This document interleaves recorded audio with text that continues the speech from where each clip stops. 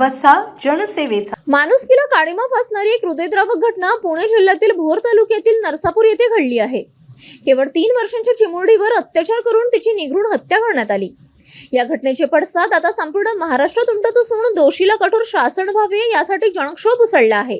याच पार्श्वभूमीवर आज बुलढाणा येथे टायगर ग्रुप भारतच्या वतीने जिल्हाधिकाऱ्यांना निवेदन देऊन आरोपीला फाशीची शिक्षा देण्याची मागणी करण्यात आली आहे.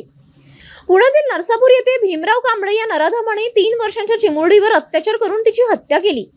या घटनेने संपूर्ण महाराष्ट्र हादरला आहे. या प्रकरणातील आरोपीला तात्काळ कठोर शासन व्हावे या मागणीसाठी आज टायगर ग्रुपचे बुलढाणा जिल्हाध्यक्ष मनोज भाऊ पवार यांच्या नेतृत्वात नायब तहसीलदार विजय हिवाळे यांच्या मार्फत जिल्हाधिकाऱ्यांना निवेदन सादर करण्यात आले. आरोपीवर भारतीय न्याय संहिता आणि पॉक्सो कायद्याअंतर्गत जलदगती न्यायालयात खटला चालवावा. लवकरात लवकर चार्जशीट दाखल करून नराधम आरोपीला फाशीची शिक्षा सुनावण्यात यावी. पीडित कुटुंबाला त्वरित न्याय मिळवून द्यावा. यावेळी टायगर ग्रुपच्या वतीने कोपर्डी प्रकरणाचाही उल्लेख करण्यात आला.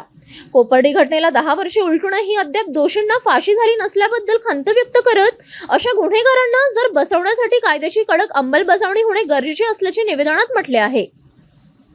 चिमुरडीवर झालेल्या या अत्याचारामुळे सर्वत्र संतापाची लाट आहे.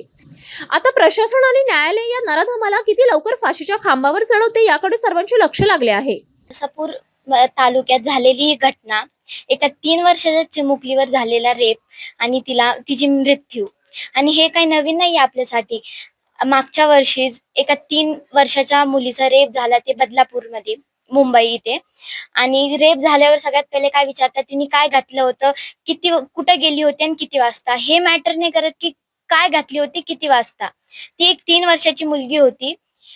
तिला तर हे पण नाही माहित की दिवस काय रात्र काय, काय घालायचं काय नाही. आणि तिच्यासोबत असं केलं. आणि दर घंट्याला 4 रेप होतात. असंच एका दिवसात 18 ते 90 रेप होतात. आपल्याला दर महिन्याला, दर हफ्त्याला, दर दिवसाला, दर एका घंट्याला कळतं की या मुलीचा रेप झाला, या बाईचा रेप झाला. पण आपल्याला हे कधीच नाही कळत की ज्यांनी रेप केला त्याला काय सजा भेटली. श्रेया चंद्रवेश्राम, मी त्या दिवशी एक बातमी ऐकलेली, त्या लहान मुलीवर अत्याचार.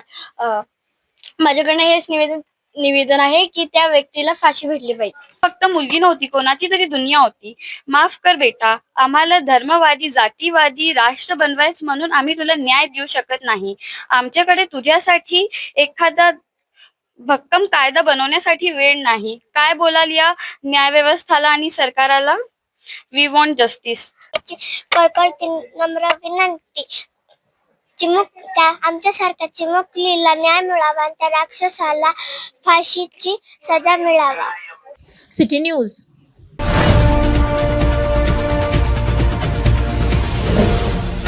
सिटी न्यूज, वसा जनसेवेचा.